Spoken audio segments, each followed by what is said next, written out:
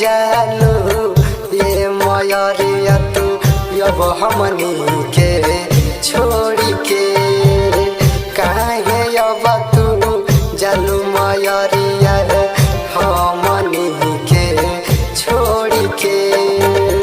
9 दिन रहनी माई रोए चरनिया पकड़ के अब तू काहे जालू मयरिया हमनी के छोड़ी के।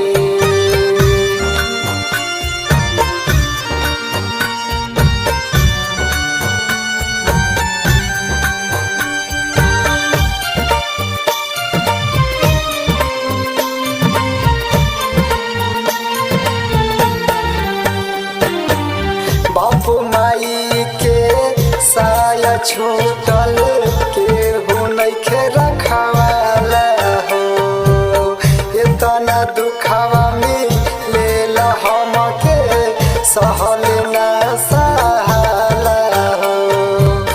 हंस के हंसा के हमके मैया काहे तू रुला दिहलू काहे चालू ये मयरिया तू अब हमनी के छोड़ के। 9 दिन रहनी माई रोए चरनिया पकड़ के अब तू काहे जालू मयरिया हमनी के छोड़ के।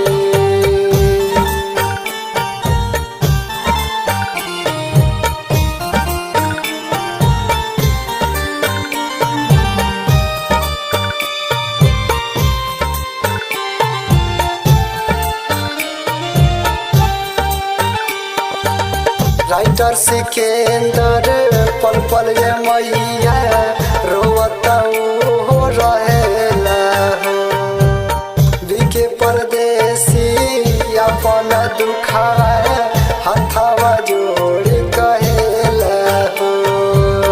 दीपक महेश के काहे ये मैया अब तो तू रुला दिहलू काहे चालू ये मयरिया तू अब हमनी के छोड़